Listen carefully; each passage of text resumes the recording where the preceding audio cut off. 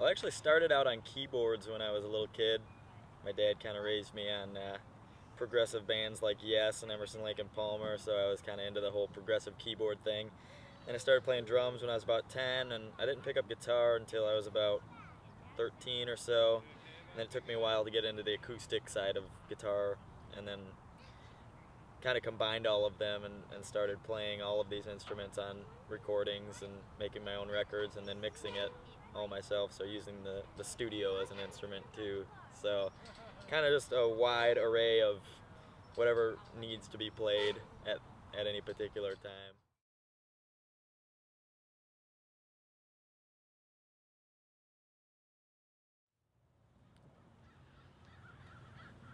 I had a lot of influence from my parents because they were both entertainers, you know, their whole lives.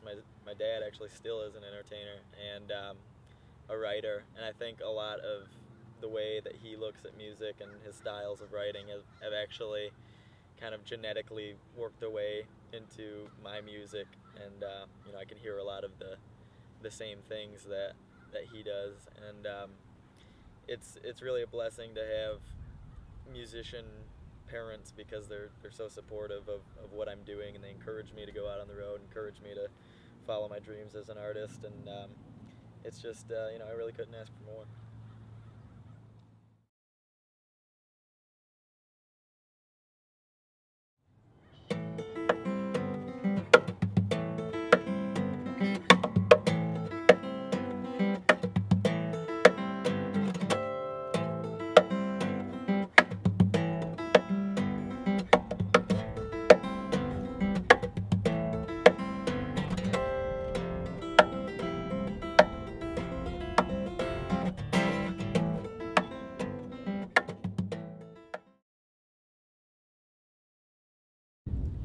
Well, to be honest, I accidentally stumbled upon playing tapping guitar just kind of as I was messing around with some other tunings. So I think, you know, everybody has their own musical identity when it comes to playing an instrument, and mine just kind of is what it is because that's what I feel comfortable doing on the guitar neck.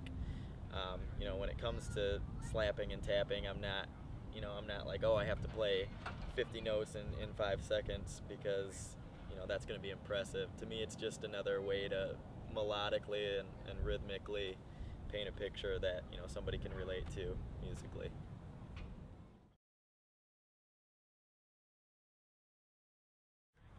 Well, when it comes to style, it's really a wide variety of things kind of influence, you know, what I do. Um, from the progressive bands all the way to industrial music and everything in between there, jazz, classical. So it's just kind of a conglomerate of the moments in music that I find the most pleasing to my ear, and I'll kind of take that feeling and try to put it into my own music. But as far as technique, when it comes to the fingerstyle approach, I would say probably Andy McKee's probably up there on influences, and Michael Hedges, who was kind of the godfather of the whole thing.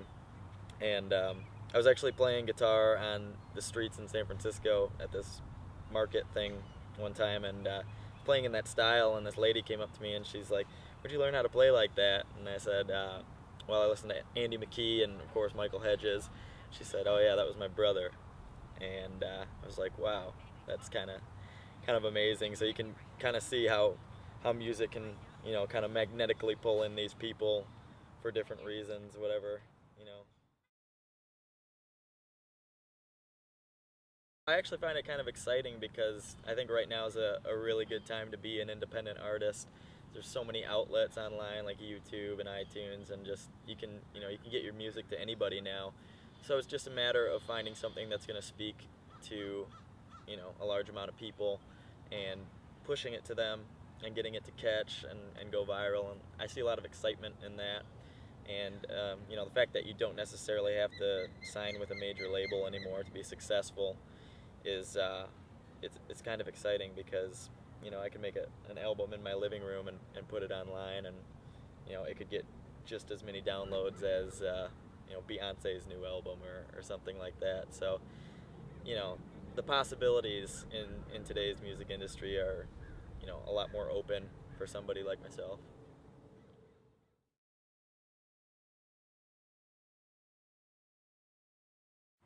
Well, the new album kind of came out of a interesting time in my life when I kind of felt this depersonalization feeling, or this awakening happen, and kind of started viewing life from a different perspective, almost from like a witness kind of third-person view, where I was seeing things a little bit differently than I had before.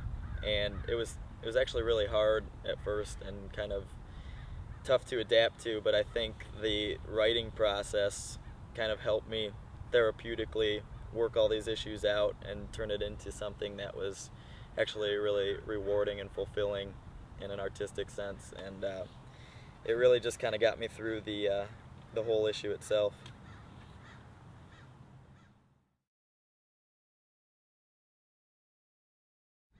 I think right now I would probably go with the artist Gautier, only because I think we have a similar style in the studio as far as doing everything ourselves and kind of orchestrating all the parts and having this artistic control that I think a lot of his fans kind of respond to.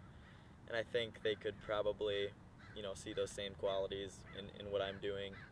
And, it's not so much that my music is similar to his, but just the appreciation that his fans have for him would kind of also be a similar take that they would see on my music, I think.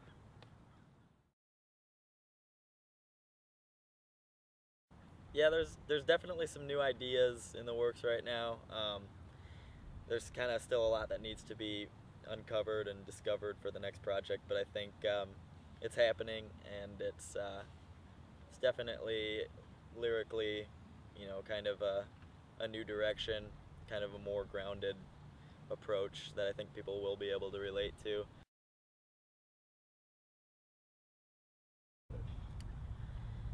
Well, it's interesting because when I do the acoustic thing, it's kind of more eye-catching in the sense that I'm doing all of these parts kind of by myself, and so I think people kind of relate to that a little bit more, or they're a little bit more entertained and a little more sucked in by that. But as far as, high energy and kind of where my heart is really at is kind of in the live band scenario, where I can, release all this energy in a live rock show. But both of them are very fulfilling in their own ways, and I think combining the two is probably the next step, really, in making a show that kind of showcases both the acoustic and the full band side.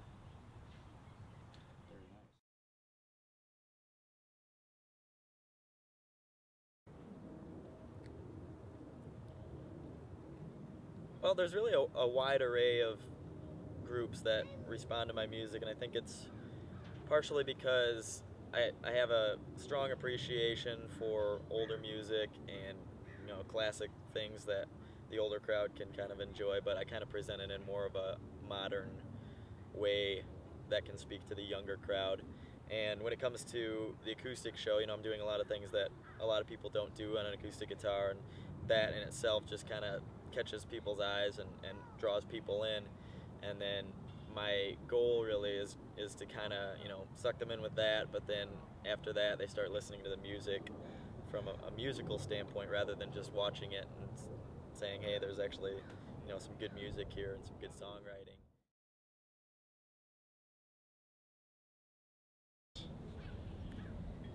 The real Jake Allen. Well, I love traveling. I love connecting with people and meeting new people on the road and offering them something, some information, some music, something deeper. And I love Buffalo Wild Wings.